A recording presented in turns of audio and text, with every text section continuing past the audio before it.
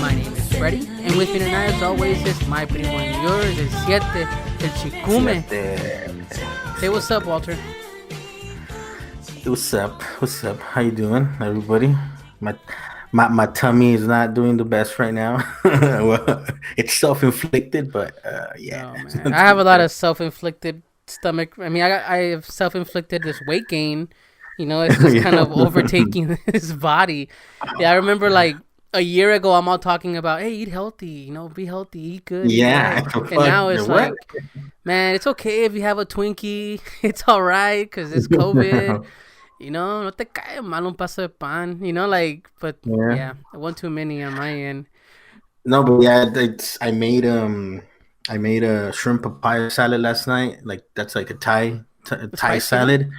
And I put, you know, if it's not spicy, si no te estás quemando el hocico, just like aguachile, si no te estás quemando el hocico, it's not good, you know? So anyway, it's not good unless your nose is running. Like, yep, exactly.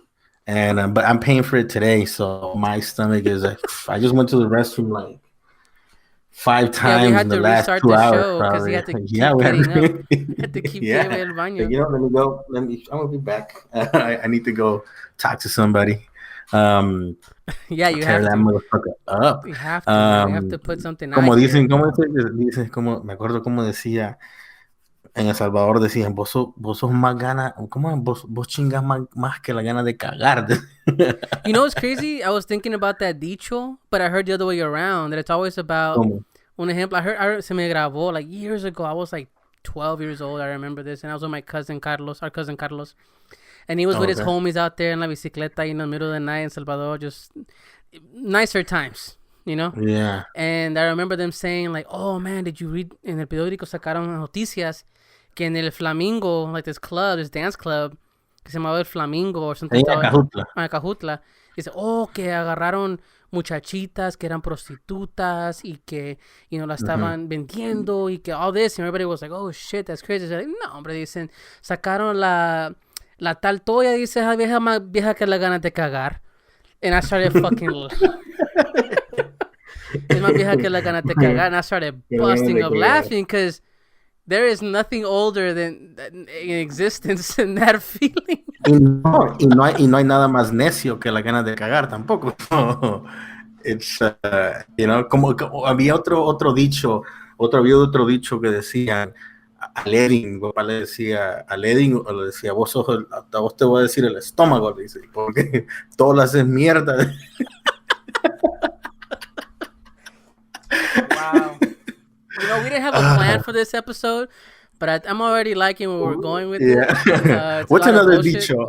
What's another dicho? I'm trying to remember more. No, man, I don't know. No sé. It'll come up in conversation. Yeah. No lo queremos hacer mierda, but thank you for listening, primos. This is a show where two primos get together and, like you can tell, make shit happen. And we thank you for listening. For of course, literally. But we're on all social media at My Primos Podcast, and of course you can find us on your streaming services, iTunes, Spotify, Last.fm, Radio.com, everything. We're out there, guys. But we're not on YouTube yet. We're going to hopefully try to start dabbling in video. Gravitate over there. And then in the new world. Let me lose at least the 20 pounds the camera puts on. Yeah.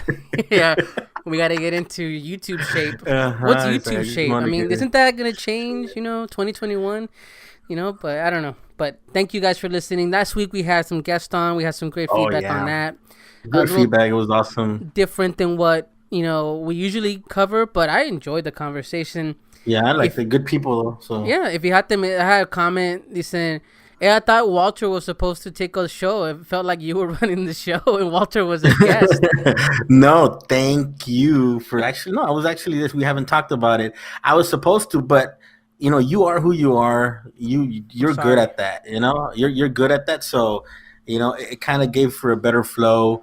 And at the end, you kind of moved me across the table, and you were interviewing me. Go over there and let me interview you. Go over there. Just get the fuck out of here. Go over there. No, but no, it's good. Whatever flows, man. Like I'm not gonna fight the current. It was perfect. It's fine, man. It's fine. Whenever we do the ASMR, psychedelic hour, you can take over. I'll do that. That'll be when it's all you. Body function ASMR, burps and farts and all that. That's what you're into. Yeah, Pues, it's there's like an audience for that. actually, we can create like this. Have you seen those? Like people use stock photos, We can do stock sounds, and like just bodily fluid type stock sounds. No, you can do that. Okay. If you guys want to follow that, follow at Chikume on Instagram. You can follow him all you want in his bodily function podcast. But I want to just thank the guests from last week, Amanda and Mikey. Yeah. Just thank you guys, of course, for coming on, sharing your story. We got some feedback. It was great. People were interested. They actually sat there and said, I thought I was going to be bored, but I actually learned something, And it was great to see especially, a perspective that we don't and I also like Amanda. It was awesome having her. They said, okay, she gave another perspective than usually like a male dominated field, like always, right? So that was awesome. Thank you for coming on, and I know we'll bug her DJ Anthro over there soon for an talk interview about that. as well. DJ Anthro, why do you call him DJ Anthro? Her husband. Oh, because his name is DJ. He's a DJ, but he's also an anthropologist, And he has like te parece cholo el cabrón. He has this like cholo look and stuff. And they've been out here. They visited out here in Austin. She came here twice, and then one of those instances she came with DJ. And so did DJ have like a dig he had to go to? I'm curious. I'm interested. I want to know. I don't know. They just came to visit because Austin is a fucking cool city to come check out. Honestly, my wife, Lucy, she was recently started an Instagram. I'm gonna give her a plug right here because she's been recently talking about cool city. She's been going around town. Because she's been going, around town getting things done. And recently she noticed that there's been a lot of like murals, a lot of art that she didn't notice. And within, Fort Worth, like you said, Austin's the cool town and Dallas is the big city, right? But Fort Worth is kind of, it's Fort Worth. Like, okay, what about it? But she started noticing a lot of art on the walls, a lot of public art, a lot of installations, a lot of murals. Oh, yeah, she started, yeah. Yeah, so she started an Instagram called my_neighborhood_art. My neighborhood art. And so she goes around town and it helps she goes on her walks, on her like little hikes, isolated, of course. She doesn't mix with a lot of people, but she finds art, she takes pictures of them and puts, the artists out there, and she's been getting a little following, like it's crazy.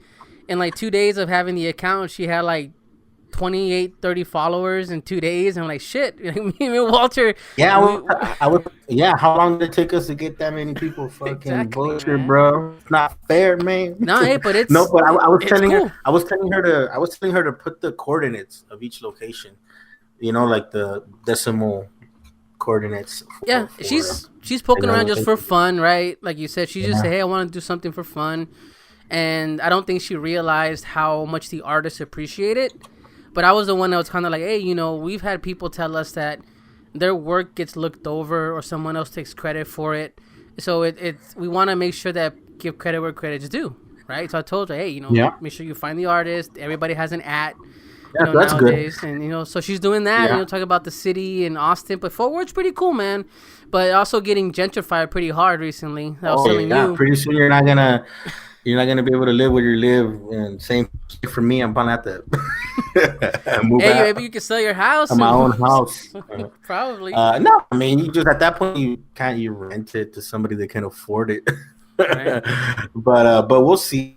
But speaking of plugs too, going back to DJ, he's gonna pretty soon he's gonna start his own podcast. Podcast Anthro for the homies. So shout out, we'll tag him on here. Yeah. Go check him out. He's working on putting that together. So cool. But yeah, cool, man. Anyways, where were we? Cagando el palo. Hey, what did you hear? What did you hear growing up? That's my next question. We were talking about dichos earlier, bad ones. What did you hear the most? ¿Cómo cagando la banana o cagando el palo? Cagando el palo. I never heard cagando la banana. Palo, right? I've heard cagando la banana a few times, but I was just wondering, like, cagando el palo. I heard that a lot, or hartate la calavera de tu madre. Nope, never heard that one. No, never heard that one.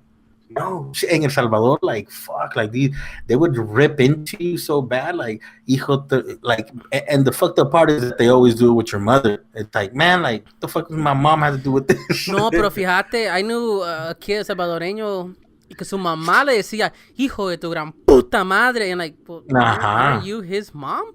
Like, Yeah, it's what's like, going on? Like, they would, como that was just like breathing the air, you yeah, know, and it like was like a así. very strong, like the one that said like hartate la calavera de tu madre. The first time I heard that one, I was like, I very visual. I was like, well, goddamn, that's a very good one. That's really Very strong, good vivid. one. Like that's like the in El Salvador, it's like the yo mama thing, you know, like remember like your mom was so fat and I blah remember blah or those, yeah. whatever.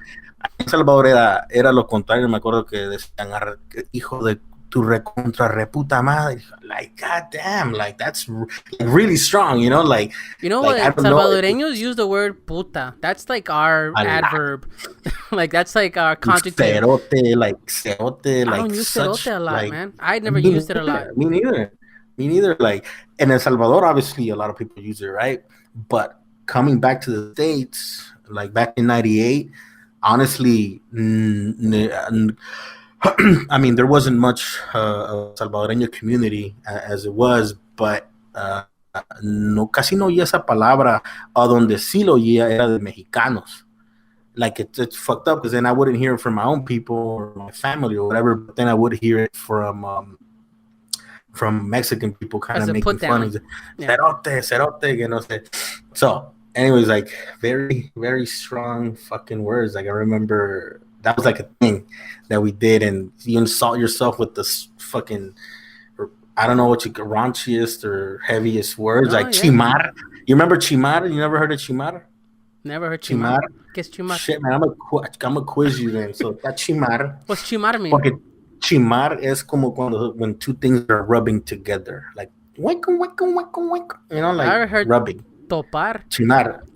No, espérate, chimar es eso. Pero chimar, it was like pisar, you know, like como que estás, Okay. when you're fornicating. So chimar is, oh, chimar, o como decimos, topar. That's another word for like having sex. O te voy a ¿cómo decían? Había otra que decía Trincando. trinca. Trincando. That sounds very fucking rapey. That's like trincar. It's like, you know, like you're pushing somebody. You're down, pouncing like, on somebody. Yeah, it's like I don't know. No, but the thing we grew up very, with, like very unique, very unique. that conversation at home. It was okay. It was like those conversations, and then the jokes, the adult jokes, being around the adult jokes, and los cuentos de Pepito and all that shit. Like, Oh my god, Pepito. Me acuerdo lo que decía buckle up, everybody. la maestra. No, this was not too bad because I used to know a shitload of Pepito jokes. I'm gonna look some but then, up right you know, now. you kinda, pero yo me acuerdo lo que le decía la maestra, le dice Pepito le dice, cállese, le dice, because he's like interrupting the class, right? And Pepito's like, whatever. So, okay. So then ya después se enoja la maestra y le dice, Pepito, se me para y se me sale. Y Pepito, la paloma, you know, like stupid jokes like that, like, but the funny part is the setup, right? Like, or like, ¿cómo se llama el hijo de Winnie the Pooh? ¿Cómo se llama el hijo de Winnie the Pooh? El putito. No, hijo de Pooh. Hijo de Pooh. Oh, okay. No, wow. No. I remember that. I don't remember a lot of them. I was always the one listening to these jokes, you know? And I remember que era como una grabadora. Like, I would sit there ahí enfrente de la casa de la abuelita, and my primos would be just telling jokes and making fun of each other. Pero you're right. You know, those type of conversations, you don't really hear them from other people from other countries. You know, I mean, they do tell jokes, and everybody has their curse words, and everybody has their, like in English, you would call a friend of yours like, hey, fool, or hey, you know, hey, fucker, come here. You know, like you would put each other down a little bit, kind of give each other a hard time. But I remember growing up in El Salvador, like, yeah, like you would sit back and go, oh shit, like, are they fighting? Is this okay? No, yeah, pero it's palabras bien fuertes, and like I said, like I knew a shitload of Pepito jokes. I would like it was kind of like my thing to kind of sit there and tell jokes to the adults, like dirty jokes. I had like a Pepito phase where I would like tell jokes about that, but But anyways, that's just reminiscing about the language. Bayuncadas. There you go. It's in the show description, the Bayuncadas. But no, that's what's going on with me. I want to tell you something. Check this out. So yesterday, I went to do laundry, and there's this old white lady there, and it's like she's always struck me as a Trump supporter just by the way she carried herself, not wearing a mask inside of a building. But yesterday she approached me, and she's like, I don't know if I was wearing the wrong colors. You know, I was wearing a red jacket with white. Your Crip? It used blood or what the fuck? No. She thought I was a MAGA supporter or something because I'm white. You know, I'm a bald-headed guy, and I have a red jacket. Like in the right light, you look like a redneck. Like I guess. And se acerca y me dice, "Hey, check this out." And she pulls her phone out. And I go, okay. And she's like, you see what it says right there? I'm not going to say it out loud because, you know, people be listening to our conversations. And I'm like, okay, I read it. And it says, like, this is private information for the people that want to know the truth. There have been 5,000 votes that have been snuck in through a back door by Russia to aid Biden in winning this election. Once this becomes public, we're gonna basically revolt and show the people and blah, blah, blah, blah. And I'm like, I look at it and I look at her. She's like, yeah, you see? That's why Trump's where he's at right now, you know? Wait till this comes out. We're going to be in a better place then. And I looked at her and I froze. And at that moment, I'm like, this lady had to be like in her... Like, you were like, do I keep going and infiltrate the... No, it felt like, should I say something like, well, no, it's just a lie. You're crazy. Get the fuck away from me. What I did was I was like, I said, that's crazy. And I walked away. I just walked away. I guess I'm not going to deal. An old lady, what am I going to do? Argue with the old lady? But it also goes back because I felt hypocritical, you know? Because I felt like... I mean, I also, I mean, I'm not going to sit there and defend Biden. Okay, lady, whatever. Like, I'm not going to... No, I don't want to... I wouldn't want to engage. I don't want to engage and fight an old lady over this. Or make her... I know, she works there. She works at the laundromat. And I've seen her many times. She sees me, you know? Oh, okay. And so...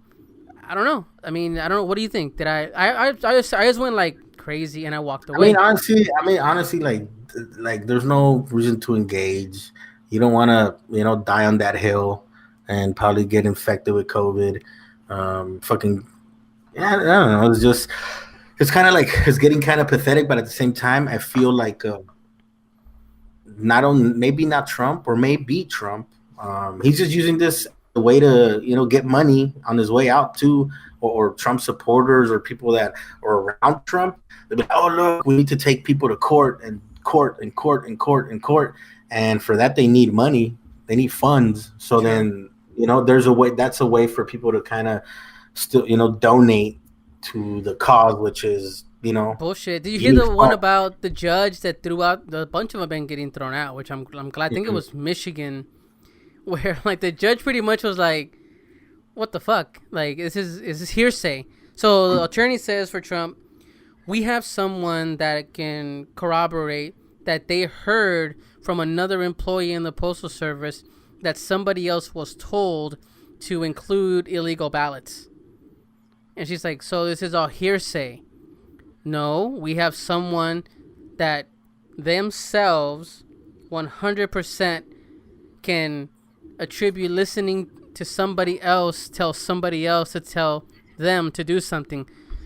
That's fucking hearsay. And the judge threw it out. Just like, listen, so you heard it from somebody. That is not a first-hand account. You go, it's a first-hand account because they are the ones that heard it. And they're just grasping at straws, man, to make I don't know, because I do get a lot of that, because if you go on LinkedIn, like, I mean, maybe because I'm kind of like, it's kind of like a lot of the people that you end up kind of befriending on, is it Indeed or LinkedIn? LinkedIn is like involved in the construction industry, so you get a lot of Trump supporters, but they kind of put poster stuff, but in a very sort of professional way. but still, you still get that same feeling. And then they'll always say, "I'm just saying, I'm just saying." Man, mother, shut the fuck up. You're just throwing more wood into the fire. Like, I don't know. It's just kind of like it's kind of, I'm trying to get over it. Really, like, just I feel like this is being done so that we don't forget that fucker. We're never gonna forget the fucker, what he did in his country and how he got where he was. They'll probably forget. We'll probably forget Obama before we forget Trump. But I think it's just a fucking black smoke president, screen, like in the meantime, he's just doing some other dirty shit in the meantime while we get him out of office in 2 months, But I'm glad. I don't know. I think they're gonna. I think what's gonna happen is that because Trump is, just making a big fuss. He's gonna leave. He has to leave, right? He's gonna have to walk away. And he can run again, obviously, right? Because which not obviously, because I didn't know. I kind of thought about it as, oh shit, he can, right? So he can run again. I think the Republican Party are gonna hold on to him because he's gonna be a useful tool to keep the QAnon people engaged, engaged in voting and participating and backing them up when they need the numbers, like this number driven, because I'm sure you've noticed that anytime voting came along, oh, another caravan is, Yeah. And then it looked like they kind of make them look like it's the zombies from Walking Dead, right, coming to to take over, so that voters in Indiana get all up in arms and go vote, while people from the border towns, they're like, no, it's not, like they have a better sense of what's actually going on closer to the border. But it feels like the Republican Party is going to hold on to Trump as to kind of keep those people engaged. And then the Democratic Party, it feels like, unfortunately, they're going to continue to use Trump as the boogeyman to get all the progressive people back in line behind them, instead of addressing what AOC wants, in terms of the Green New Deal and a much more progressive agenda. They're going to push that away. And then, oh, look, the boogeyman's coming. Y'all better come and vote for me. So then it feels like they're going to try their best to go back to the same old shit, which is like that neoliberal, neocon bullshit that it feels like. I think that it's the same thing with, like, I hope they doesn't go. I mean, I don't know, but I hope it doesn't go that way. You get what I'm saying? Like, yeah, like, just because he's around, people can still be racist as fuck and not care. Like, that's what it feels like. It's like, no, that's ridiculous. And because he's around, more importantly, the Democratic Party will continue to just do what it wants, and not necessarily address what in reality needs to be addressed, Like, hopefully they kind of come strong with the whole Black Lives Matter and kind of, police, not police defunding, because that's not actually something that they're trying to, also, although some people are, but it's going to be like reallocating funds and resources to more effective ways. I'm just ready for the shakeup, and hopefully things. I mean, they're going to get better, and that's it. Yeah, exactly, the shakeup. That's what I'm talking about. At the end of the day, is that shakeup really going to happen? And it feels like they're just going to keep this boogeyman and this kind of energy around so that we go back and fall in line and go vote for him again, or against him, not for them, right? So I don't know. That's kind of sticky situation. So I'm kind of, putting my hiking boots on, and we have to go march sometime. We gotta go protest again, do something. So nice. I mean, we're always about making noise, right? So we can't ignore that. Anyways, we're getting too serious. We're getting too. I don't know. We'll leave that for 2021. Oh my God, 2020. It's only 2 months away, man. I mean, look, and to be transparent here, guys, this is we're winding down the season. Yeah. We try to make our shows seasons for you as well as us. We get breaks for the holidays, and it gets hectic with. I don't know, because everybody's. This is so it's COVID times. Everybody's doing their own private dinners, right? I'm guessing, like dinner for three kind of thing, because you can't really have a big old Thanksgiving in the city. My son's school sent a message out saying, hey, if you're doing learning in school, please avoid large groups. Like, they're saying, oh shit, like, please avoid large groups, because they know people are gonna meet up. People are gonna come from out of town on Thanksgiving. Yeah, because it's I got an invite from work for a Christmas dinner, whatever, And I just, without thinking about it, I said, okay, +1, whatever. But yeah, it's another thing. Like another coworkers were saying, like, I'm not gonna go. I'm not gonna go. It's like I'm not gonna go. Yeah. So I was like, shit, I might not even go myself. I mean, I think unless we're they're raffling past. stuff, unless they're raffling stuff, Okay. which they will. And since less people are going, my More chances of chances. winning probably go up. You really want that fucking was it juice maker, huh? I don't know. Last time they raffled the what do you call a bunch of stuff, but they raffled like one of those like Roombas. Oh shit, Ah. that's fucking nice, bro. I don't know. I Um, think I would step on a Roomba. Like I would get in my fucking way. Like I would get annoyed with it, or like I would fuck it up no, somehow. I've had like a refurbished one, Oh, a re which Roomba. pretty yeah, a Roomba, whatever, and they're pretty fucking good, man. Like they reduced the amount of sweeping I had to do, so they're awesome. Actually, they're pretty good. But I wouldn't go and spend $2,000 for the most recent one. That's like You're lying. that's They're their they're $2,000. fuck. They're $1,000, $2,000, and like they map your whole house, and pretty much by the time that Roomba's done, that information is it's meta bank where It's the sent to the yeah Amazon drone that yeah secures your Amazon house. drone Remember the one that yeah goes and inside the then house? It flies around the house. So you see that yeah drone? it literally because Roombas literally map your whole house, and then pretty much the owner, I mean, whoever provides that service has access to the dimensions of your home. And I don't know. I mean, for the regular schmegular schmo out there, it doesn't matter. But like, I think about like, oh shit, if they want to murder somebody, I have the schematics of the house, Because of the like Roomba. the Imagine you're the Roomba. detective. Hey, detective, what's the one thing these people had in common? I don't know. Different races, Roomba. different things. But look, we always found a Roomba. Yeah. There you go. Yeah. That's Millennials are some all cute. dying That's everywhere some. because of the Yeah. Roomba. That's some QAnon stuff right there, though. Um, that's Roombas. where that's where conspiracy starts right there. Man, But whatever, dude. I watched. Have you watched Utopia on Amazon? Utopia.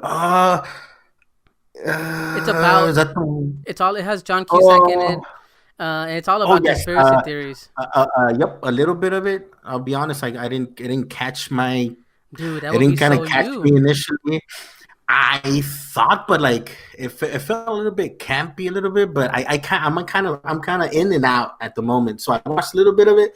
So then I'm taking a break and I want to go back to it for with like, okay, cool. So, It's all but when I about. Look, did, here's the pitch. uh-huh, It's pretty much every conspiracy you've ever thought about, or conspiracies in this world are yeah, real. They're real. And this comic book, whoever drew this comic book, actually is telling you what are the signs of the next conspiracy theory to be kicked off, or the next actual event in the world is going to be kicking off. hmm And so these people are trying to find a way to get this information to stop it from happening. And so it's really good. I recommend it, man. Utopia. That's what I thought about when you said that. I on the other hand, I'm ¿cómo se llama esto? Lovecraft, I Lovecraft. didn't like it, man. I fucking love that shit. Was fucking. It feels like it's so awesome, So man. tell Like people that don't know what Lovecraft is. What is it? Quick pitch. Lovecraft is like this. Lovecraft is this fucking badass, kind of romantic.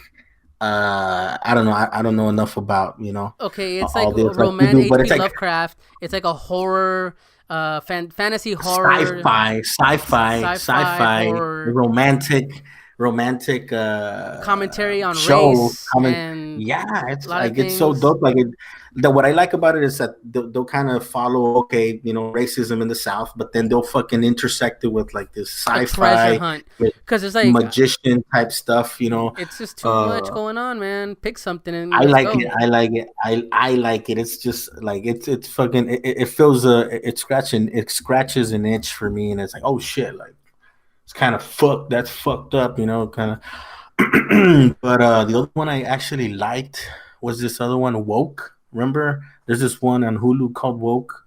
I didn't think I was gonna like it, but I was like, oh okay, I like it. It's kind of digging it a little bit. What's woke about? Um, well, it's pretty much about an illustrator that, according to him, there's no racism, or at least he has an experience. He's African American, and then he gets fucked by, kind of roughed up by the cops, and then all of a sudden he's woke, right? And he starts noticing all these. I was like, oh shit, you know what? Like, you shouldn't have said real. that. He starts noticing microaggressions and all these stuff, and all of a sudden he's woke, and he's like, he's a cartoonist.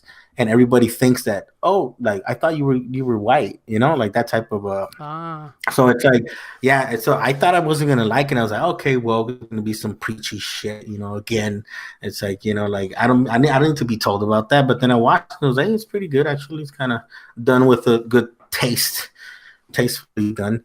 But how about what other show? We're watching talking TV about now. Shows. I mean, no, seriously. I mean, I've been watching. We've been rewatching The Office again. It's like comfort food. Oh, that's food. Yeah, exactly. It's like comfort food. I'm giving it time. I rewatched it months ago. I think I'm giving it until next year to rewatch it again. What's your favorite episode? Ooh, tough, man. But the ones that come out that come to mind is when Dwight safety training. I think when Dwight sets the building on fire and then they do the CPR. Bar none, that's the best fucking Office episode. Like the cat, like she throws the cat, meow. I mean, I'm surprised that, like, me and Lucia were talking about it. We're like, they can't remake that show. It was so of its time. I mean, it was a remake to begin with, right? Yeah, but different. It's like, for example, the 12 episode UK show is. This is the thing. Like, I read an essay about it because I was really intrigued. This guy's theory. He goes, the UK Office worked because it was just 12 episodes. That's it. You couldn't take more than that to be just a boss that was that negative. Oh, shit, I didn't know that. Yeah, that was that negative, that fucked up.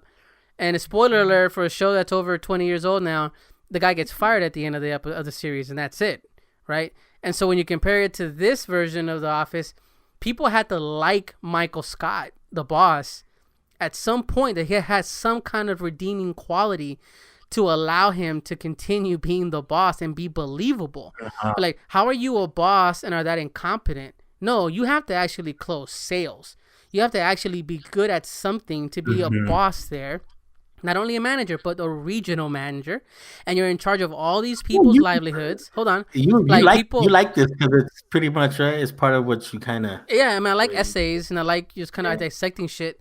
And it makes sense. It's believability. Because after you watch 6 seasons of it and you're like, man, after he left, the show got almost unbelievable, unbearable. I'm saying unbearable. It's like, yeah, like, can we end it? It was still good. Can we end it now?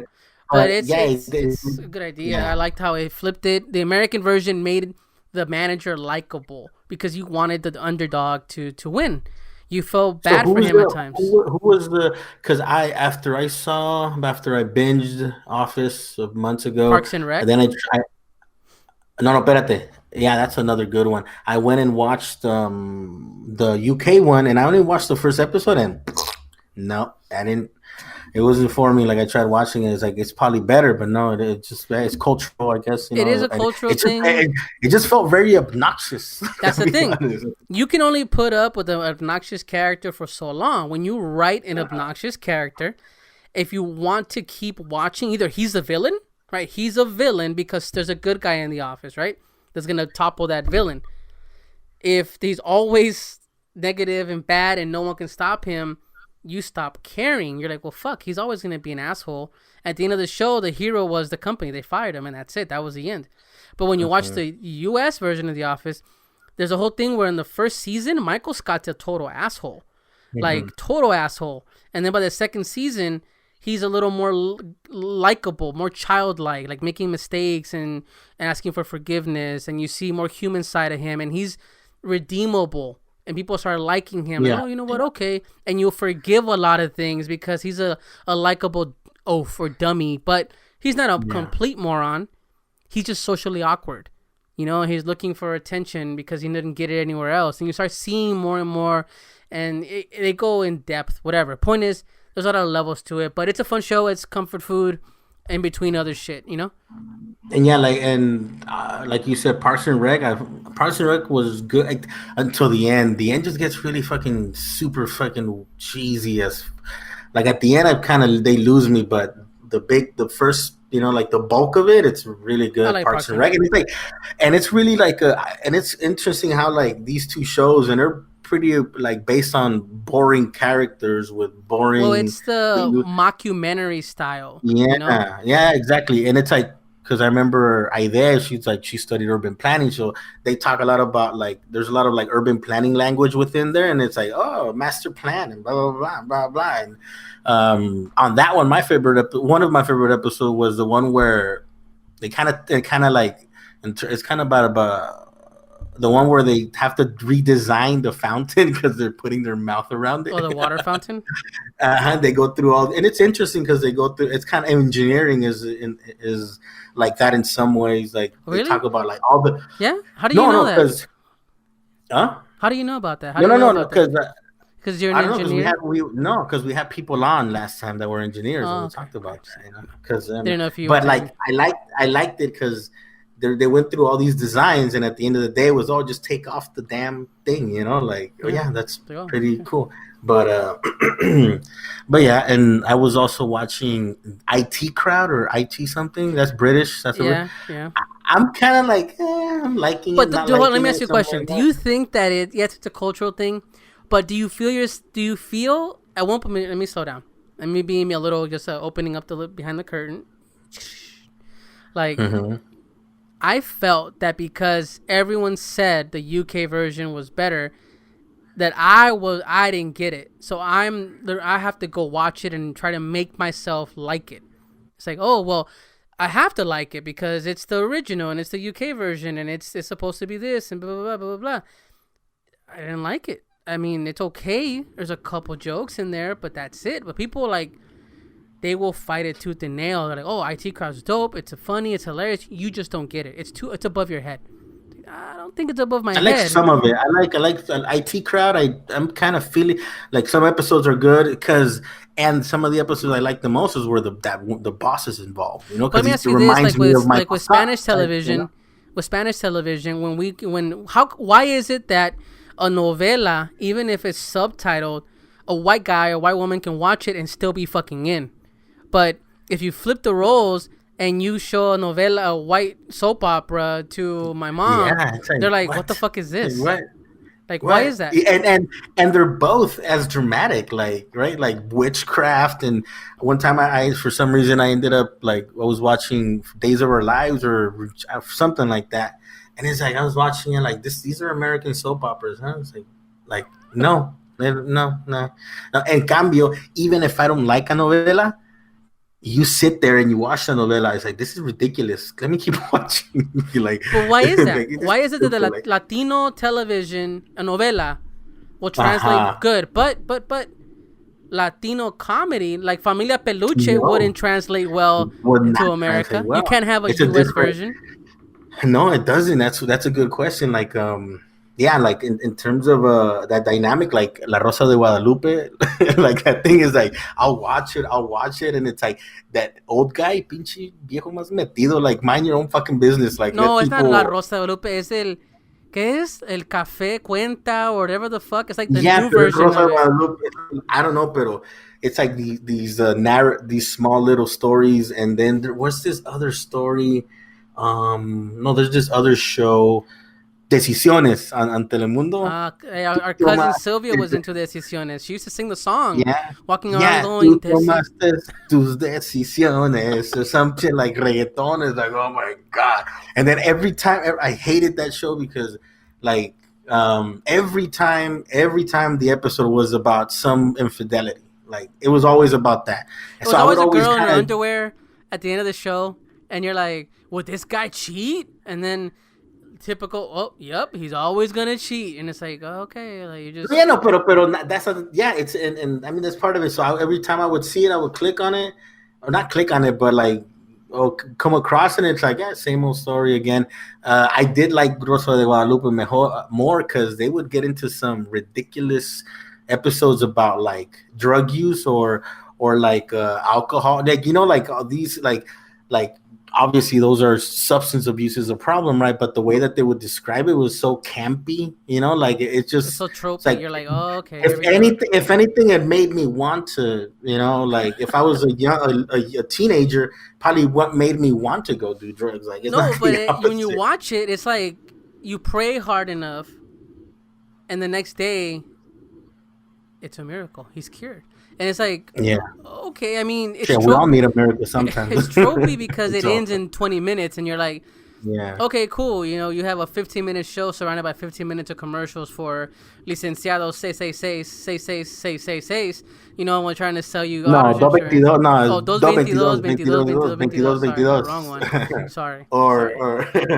But yeah, you're right in terms of the novelas. Like, why is that? Like, how come if I watch a funny movie, like for example, on like Betty La Fea, remember Betty La Fea? Like Betty La Fea was a Colombian soap opera, and it was they made it American. Ugly Betty, they made it. I know what I'm saying.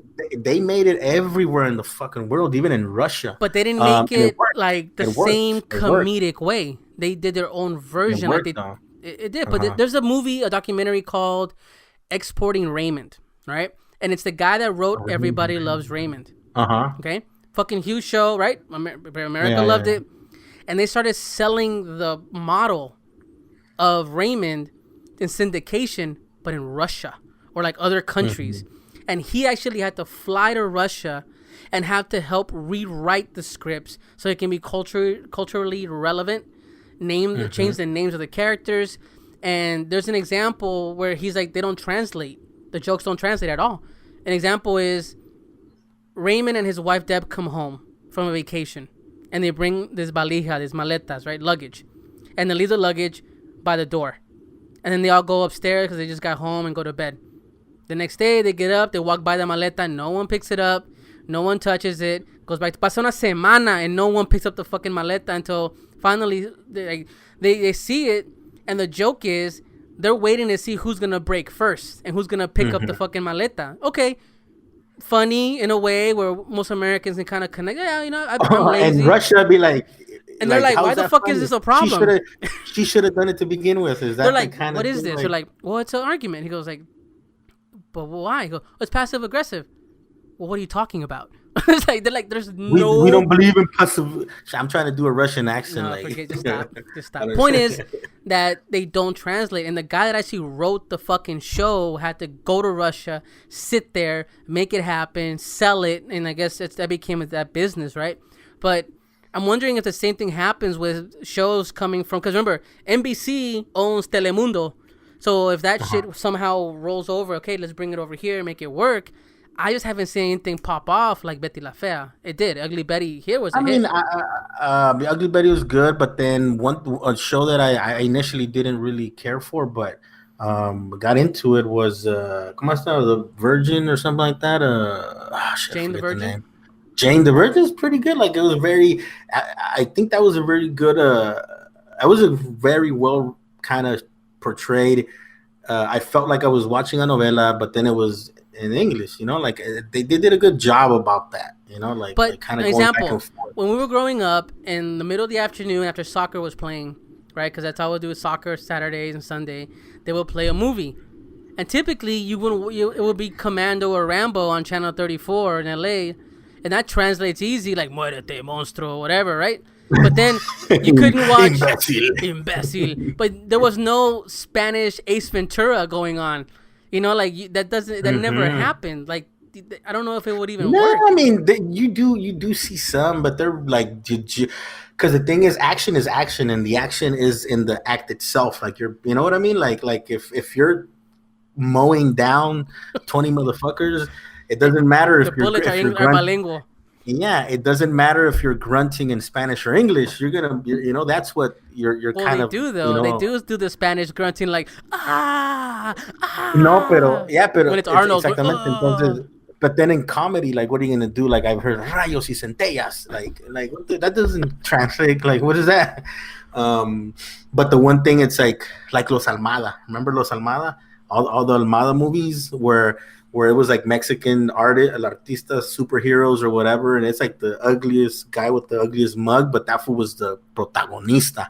So like, Oh and yeah. then they would get into shootouts, and that fool had like a revolver, and that fool so ya como que era metralleta, and he had like just a little pistol. I remember for whatever reason, my dad used to rent. You know how they were during the 90s, going to the video store like was like the fucking highlight of the week. You know, going to the video store to una película. Oh yeah. And like you only got to rent one or two. You know, I think I said this before, where you didn't really have a choice. You know, if they were in a very giving mood, you may rent the fucking newest cartoon that came out, right? Yeah, you didn't rent the newest one. You always rented like the old yeah, stuff. because they were $2 to rent or $1 to rent. Yeah. And the thing was, I remember my dad watching some movie, and I was bored on my mind, but it was about a fucking camioneta gris, and this camioneta gris was like unstoppable. That it was like a superhero, but it was a truck. That the truck would like mow down cartel leaders, and the guy would jump out of the truck, and like the truck would be like bulletproof. So it was their own like kit, but it was it was kit, but it was a pickup truck, and it was a pickup truck. It made me laugh because it's like there's a big correlation with Latinos and pickup trucks, and I'm thinking maybe it was this fucking truck culture, the movie that made it happen. I don't know. That's interesting. I'd like to see that. I'd like to take a look at that. Actually, it's not Kit. ¿Cómo se llama? Was it Knight Rider? Right? Kit. It was the name of the car, but I saw it in Spanish. I saw El Caballero. ¿Cómo se llama? What they call it in Spanish? El Caballero Negro. I don't know. What they call Knight Rider in Spanish? I'm gonna go shit right now. Knight Rider in Spanish. Well, that's French. Espagnol. No, that's French. Let me see, Knight Rider. I have no. El Coche Fantástico. That's what it was called. I remember that. El Coche Fantástico. How do you mean how? But that's not a good translation. It was true. They're like, hey, Michael, ven para acá. And like, they would do that. And like, oh, Keith. Like, yeah, like, yeah, it'd be like that. Knight Rider. But I don't know. It's a trip because right now we watch anime, right? And people trip out and they're like, oh, the English dub is so bad. Oh, I hate it. Oh, I'll just read subtitles. But like, okay, no. I'm just going off of Dragon Ball Z because I remember watching Dragon Ball Z. You would get the Spanish or the English version. The Spanish version and is the best version. The Spanish version of Dragon Ball was the best. Yeah. So no, but you listen to it, but I could never get myself to like the original because the voices were way too I think it like squeaky. They didn't match. Like it just felt like, yeah. If to me, from I guess I don't know, maybe it's a Western thing, right? Because that's how we see a buff guy, we imagine like a deeper voice, right? So that's kind of like what on the American or the Spanish one, cool. I dug it, but then anytime I would see Dragon Ball GT and like Vegeta's voice was like, I'm not feeling this. I don't know if that was like a cultural thing, but. I think it does matter now. People are purists when it comes to that. But for me, for example, like on Netflix, there's an anime called 7 Deadly Sins. And it's in Spanish, Portuguese, English. It's in every language. And me and Lucia watched it in Spanish. And we fucking loved it in Spanish. And when we watched it in English, we were underwhelmed with like the expressions and the passion behind it. No, but yeah, that's the thing too. I'm down to watch animation or anime in Spanish, you know, but then movies that get translated into Spanish, obviously it's not the same thing, right? And I mean, we also have the benefit. We also have the benefit that if a movie is in Spanish, we can listen to it in Spanish, but then you get the translation in English, and it's obviously, you know, kind of it doesn't live up to it, right? But I see when I discovered that you can get Japanese cartoons before they come here, as long as you read the subtitles and I can get my hands on it, I was in. You know, before the internet became what it is now, you know, you had to go hunt them down somewhere, like in torrents somewhere, in like a fucking like really niche store, and buy one fucking thing for $40 to read the subtitles and watch something that Japan's already watching, you know. But now the internet, you can watch whatever you want on demand. It's subbed or dubbed, whatever you want to do. What is your thing on this? I mean, I know we're jumping around a lot, but I mean, this is what we're all about. But I mean, in Latino America, are they willing to, if it's not in Spanish, are they willing to seek it out and read it? I mean, because Latino America consumes tons of content, tons of anime, especially. There's a whole connection there. Yeah. Like, are they seeking it out? Because, for example, I know that a lot of the subtitle stuff isn't in Spanish. It's there, but not tons of it. Predominantly, it's in English, or I think Korean. Like, it flips between those two. I mean, why do you think there's not a good? Because that market's huge. They buy their products. They watch their stuff. I don't know. Like, I'm not too sure about that, to be honest. I've always I haven't been the one that introduced me to anime was Edwin, and then you. So whatever you guys tell me to watch, I'll fucking go watch it. Like, okay, like, yeah, because I'll do that. Like, anytime, like, what's a good anime to watch? Recently, and you'll tell me, oh, check this one out. This was pretty good. But I do get into the bloody ones, like the bloody anime. Like, what's the one of the bloodiest ones I've ever seen was Elfin Light or something. Elfin Light, yeah, like that. Elfin Light. Elfin, really God bloody. Damn it, that's just fucking awesome. I fucking love that anime. And it's so fucking gory and bloody. It's like just. Do you ridiculous. Like it because it's gory, or you like it because of the story? Yeah. There's no both. It's just the gore though. I enjoy the gore behind it. Well, like, I think it's because head off. I'll just pop a head off. Pop a head. Like, Blood is another good one. I really liked. Even my dad watched it. Like, I watched it with my dad a long time ago, and he liked it. Oh shit, the fucking school. And I like Blood because they didn't sexualize the character. Like, because in a lot of anime, it's part of the culture. Like, they stay hyper sexualize every fucking thing. But even then on Blood they didn't. On Blood, it felt like on Blood they didn't. She was a, she played a student, schoolgirl type, typical, but she was fucking wielding a samurai sword and just fucking chopping heads, like. Very good pace in that movie, very good writing. Yeah, very. Like, why is it that, like, now when we watch, like, on Amazon Prime, you'll see a lot of Latino movies, right? And a lot of Latino like cinema and other series come through, and I really sit down and give them a shot. And the ones that really hit are comedies, like Spanish comedies, series or movies. Hit. Did you ever see esto como el fútbol, como el Club de los Cuervos? I saw a couple episodes. I liked it. I liked it. I liked it. It was really good. It's fucking comedy, like you said. You're right. Like, the comedy stuff plays well. Like, I don't know. Like, if I listen or watch but a comedy vice versa, from Mexico. But no, we talked about it. I don't know what the fucking Hershey's chocolate cup, Hershey's cup is of this, because Familia Peluche and Don Cheto don't translate well.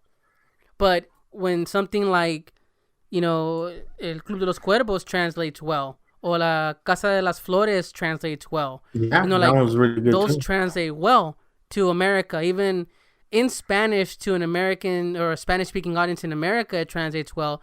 But don't put Familia Peluche or that one. Okay. What is it? The fucking the Escuelita. These old ass people as little kids. Nope. Dressed up as kids sorry. So then, okay, tell me this, or riddle me this. But I dig Chavo though. It's nostalgia. Yeah, I think. But that's part of nostalgia too, though. But tell me, like, along the same lines what you were talking about, like all this comedy that's very kind of childlike in terms, or very immature, right? Immature, I guess, would be the better way to describing it. Like, they do very well in Mexico or in Central America, but then, like, at least from my perspective, watching Peluche or all of these, they're funny for a bit, but then after that, like, I'm not gonna sit there and watch a whole season, to be honest. On the other hand, like Club de los Cuervos, it feels like a much more adult, like comedy, more akin to what we are used to here. Like, would that be something that's happening in terms, like, they're kind of meshing both? But because Familia Peluche wouldn't, like you said, Familia Peluche wouldn't cut it here, like. And I don't find it funny, to be honest. Like, I find it's a little bit, okay, haha, that's pretty cool. No, but I'm not gonna sit there. Okay, that me and Lucia she'll watch her show on time, and she'll watch Peluche randomly. I'm not saying she watched all the time. This is just back in the day, and she would watch, and I sit there and I'd be like, "This is funny." I would laugh more that she was laughing at it, Yeah. And I'd be like, "Why the fuck is this funny?" But if I want to watch Archer. She's like, nope, I can't do it. Like it's just like nope, it crosses a line. It is like the Venture Brothers. Oh my god, it's so fucking like. Hey, but we're But I will, Americanized too. yeah, we're Americanized. But I will say this: La Hora Pico, that was dope. I really liked La Hora Pico. I don't know, for some reason, beep, beep, beep, beep, the guy with the, I really dug that. But then the guy passed away. The other guy, one of the main characters passed away. But after that, I didn't like Nacaranda, Nacasia. But maybe they know their audience, right? Like, who's watching that show? It's not me and you. It's your parents. You know, it's your parents, or maybe it is. Yeah, that's true. That's true. But in America, it's your parents. Over there in Mexico, it could be everybody. It could be like, fuck it, hey, that's the shit. Like, it's a show that the whole family can kind of jump into, right? Probably it's probably like I Love Lucy, you know, like oh cool, let's all watch Lucy together. You know, I don't know, but and I don't think we're like in Central America and Mexico that you know the family can watch a show. It's probably still a thing, you know, the whole family watches a show. I don't feel that that's a thing anymore here. Like I don't see the whole family watching a show. Everybody's on their tablet, on their phone, watching whatever exactly it is that they like, you know, the kind of curated for them by, you know. Yeah, I'm watching a movie with Lucia while I'm watching an anime on my phone at the same time. Yeah, exactly. So you're got something on TV and then you're ignoring it. And then I'll cast it, and then whatever I'm watching on my phone, I'm more interested in it than whatever I have on the TV. So then I go ahead, you know what? Let me cast this instead. And as soon as I cast it, as soon as I cast it, I lost interest and was on the TV because I was casting to begin with. I'll go ahead and cast what I'm watching and cast it, and then I'll all of a sudden start watching something else. So what I was actually, so it's like this weird thing now. Like, do you think that you get drunk on that? No, like okay, like you get drunk on it. That's what I was telling you earlier when we first logged on. Like today hasn't really been a productive day, which is okay, right? You don't have to be productive all the time. But I was just chilling and on the phone most of the day, just watching cooking stuff and Gordon Ramsay yell at people. And like I told you, like, hey, my eyes feel blurry because I've been on the phone for so fucking long. You know, is that the drunk you were talking about? Yeah, you got drunk with TV and the fucking internet. But I don't know. Maybe it's because I always believed for a while, like, and maybe it's me just being stupid about it. I don't know. I have to look up the research, but I believed, or I think I still do to an extent, that I can retain the information from both. From what? Oh, like, no. Oh, yeah, I get you. Like, let's say I'm watching The Office, and then I'm watching Parks and Rec on my phone. I can retain both. Oh shit! I don't do that. I don't go to that extent. Damn. Or like if I'm reading a book, you're watching two separate shows. Or like if I'm reading a book, I can have something in the background, and Lucia's watching something, and I'm kind of half listening to the show. So I know. Also, for people ask me, "Hey, did you watch Game of Thrones?" No. I sat next to Lucia as she watched it, so I kind of picked up some things. Yeah, I ignored it. I ignored it, so I know I know some of it. What I'll do, I'll put a show on. Recently I've been going back and forth and watching like Quantum Leap and stuff, and then I'll watch at the same time that's going on. I'm watching a video about people making, you know, silk out of fucking I don't know. Like, making silk shirts out of why? How does that? So just like, you know, what? That's interesting. Maybe it's because the show. Maybe it's because me, if I'm watching like something I've already watched, I feel like, oh, okay, this is a good one just to laugh at in between shit. Like, here's what I feel sometimes, and maybe it's a topic for another day as we get close to closing down the show. But like, I feel sometimes that I'm burning too many calories with having to fill time with something. Like like you're saying, oh, I was able to be lazy today and kind of hang out. But if I'm sitting too long without doing something else, I feel like I'm wasting time.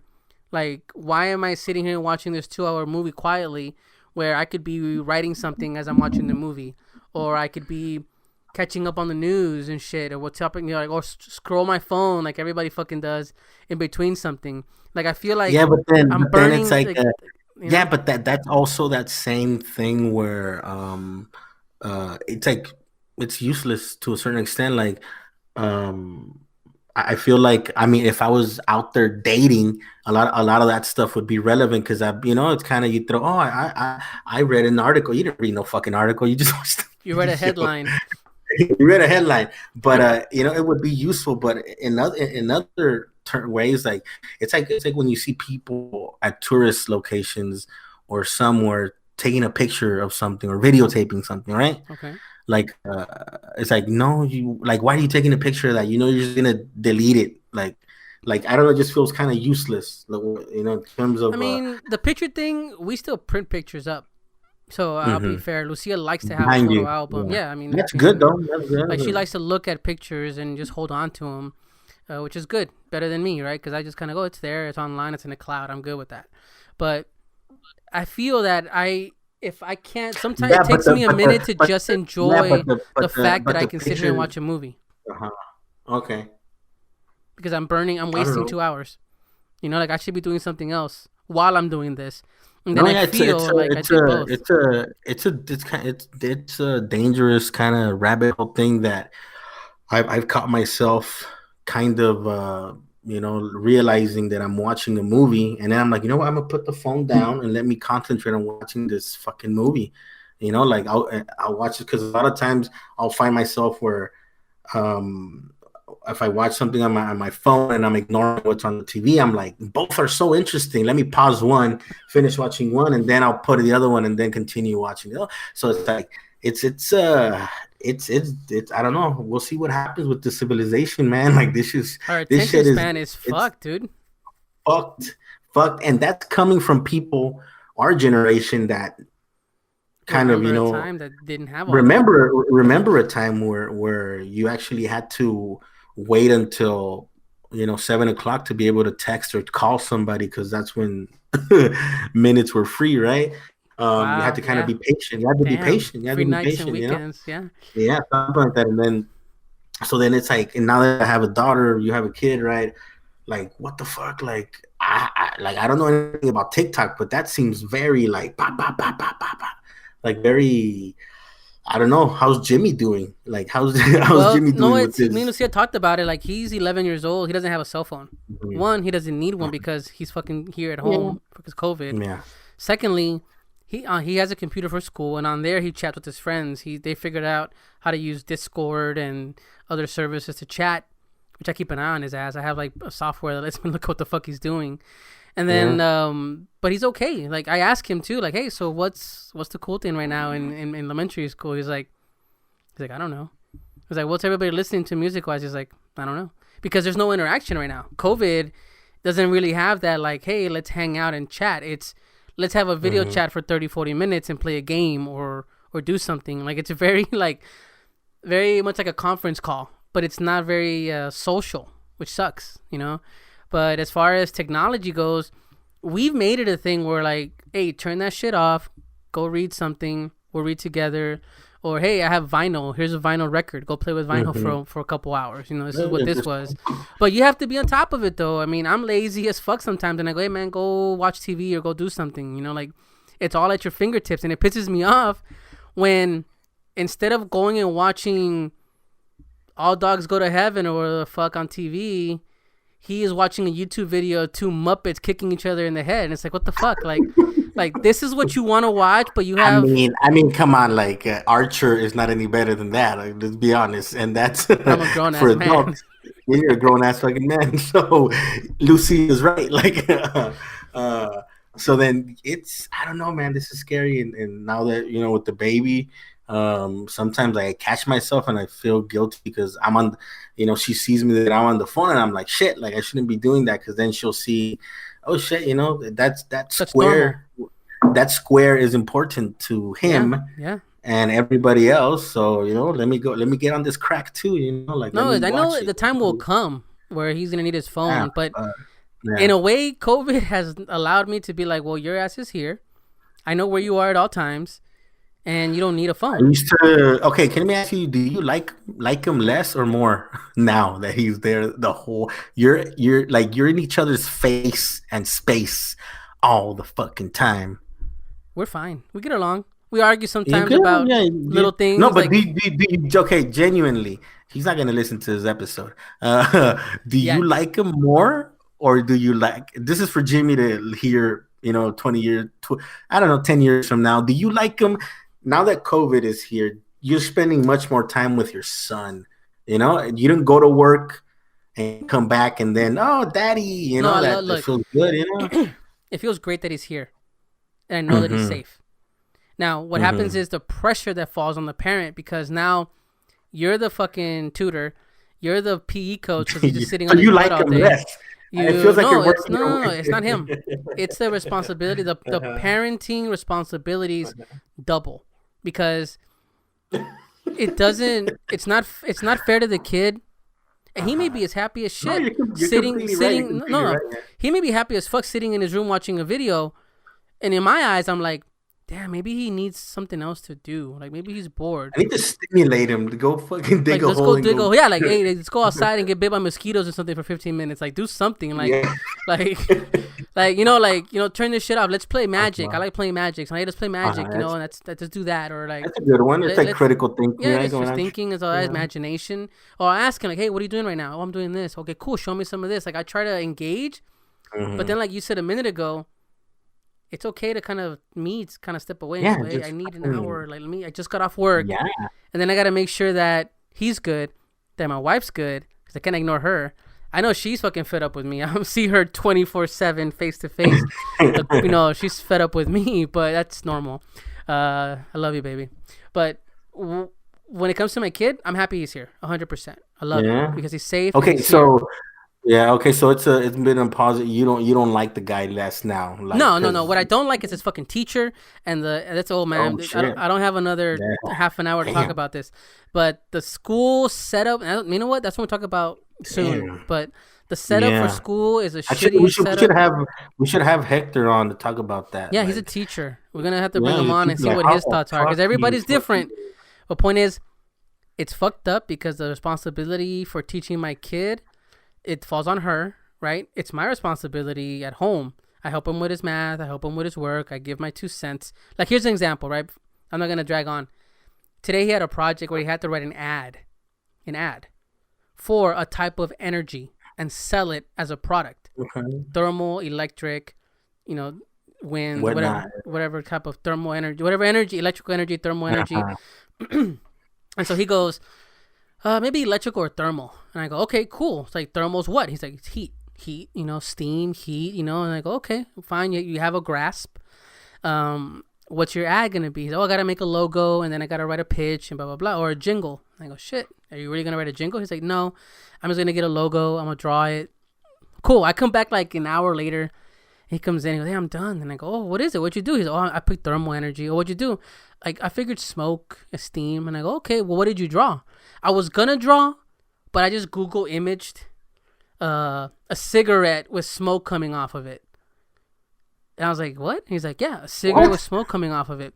And I go, okay. And hold on. In the back of my mind, they're like, don't step on it. Just let him explain himself. I go, so how does that image... So, okay, I say, hold on. How does that image reflect thermal energy? And he's like, well, it's heat, it's smoke, it's steam, kind of as I picture in my head. That's what I picture. And I go, what's your pitch? What's your ad? Smoke. Smoke. You'll get hot. No, he's like, oh, well. We're going to smoke our way out of this. Exactly. No, he's like, oh, well, are you tired of dirty and old and dirty smoke and that dirties your house and pollutes your house? We can do clean with thermal energy and heat. And when I go, so if a cigarette, think about a cigarette. Like, if you light a cigarette, is that really clean and refreshing to you? And he's like, no, it's the first thing I thought. So, and then they go into, well, the teacher wants me to do this, this breakdown. And the thing that gets me at the end is he went ahead and I had to tell him, like, oh, how about a volcano? Volcano's an example. You can use volcano, use that, just an image. And just Google clipped it and moved on. And the school then locks him out. It says, okay, you are locked out from doing any other work. So imagine, this shit took an hour. And I had to go in and tell him, hey, rethink this image before you submit it, right? So I don't get a call from the teacher saying, what's your son doing smoking cigarettes? Because he thinks they're refreshing. So if we so Mento. I don't know. no, but imagine an hour for that. Then imagine this is Sunday, okay? But imagine this was Monday morning, and he did this project for an hour. I helped him, coach him through it, and then it's locked until the teacher comes around and she decides to grade it. So that means James is sitting there for, if he's lucky, 20 minutes. Cool, he can watch a YouTube video, I guess, go take a piss and come back, and then but then I've had situations where it's been 2 hours. I go, what have you done in 2 hours? He's like, nothing. My teacher hasn't graded anything. So he's on call, pretty much. Well, imagine. Wow. They give you a task list, and it says you have 8 tasks to do today. If they're done after today, they're late, and your dock points, right? But if the teacher goes on vacation for 2 days, he does the work, and no one grades it, everything else is fucking late. You see how that doesn't make any sense? Wow, that's sad. And it makes him feel like shit because he's doing his work. Education was sad as it was already, and fucking can't imagine now. The theory behind it is that the teacher says that they want the student to actually know the subject, know the task, before they just move on to the next thing. So I say, okay, I understand that, but typically when a student... So he's in limbo in the meantime, just sitting there. Yeah. So typically when you show a kid a math equation, for example, we'll switch subjects, and they don't get it, you would come back and go, okay, well, let's go over a similar example, or let's go over that problem, and we'll figure it out together, and here's what you did wrong, here's the answer. Move to the next one, right? James did a test one time, a test for 6 questions, and he failed it 6 times. He had to get 100% to move on. But the teacher kept saying, you're wrong, you're wrong, you're wrong, you're wrong, you're wrong. Never said, hey, James, let's go over this problem together. This is why you're wrong. This is why you're wrong. No, all she said was, refer to your notes. Mind you, he's in 5th grade, never had to really take lectures and notes. 5th graders... Oh, yeah, that's different, though, because I'm going to fucking El Salvador, the teacher, la maestra, she would dictate, and you literally sat there and wrote down everything the teacher said. Yeah, but that's not the case here. That's not the case here, and that's not been the case for him at all. When he goes, usually that's something, a skill you pick up through junior high school. You kind of grad. Like, remember, you slowly learn how to study and learn how to do those things. But we were told, don't help him. He has to do this on his own. Okay. 1, you're failing him 6 times. His confidence level is going to the fucking floor. You delay in grading him. When you do grade him, you just say, this is wrong, show your work, do it again. He's done it 6 times, and he's in his room freaking out, not reaching out to his parents because he was told, don't ask your parents for help. Oh my God. And so then when I approach him, he's almost in tears telling me, I don't know what I'm doing wrong. And so then I have a call with the teacher, and she tells me, well, those hard stops are there because we want to make sure they know what they're doing. And I go, yeah, but you should fucking teach my child. Like, listen, if a 19-year-old struggles to do online learning, what the fuck do you think an 11-year-old is gonna do? It's not easy. But then at the same time, I think on the other end, you have the teacher with her own kids trying to make shitty macaroni, box macaroni, trying to feed them. No, she's at work. Shit about the other teacher. She's at work. She's at the fucking school with 5 or 6 other kids, and she has the online kids, and she has her own kids in the classroom.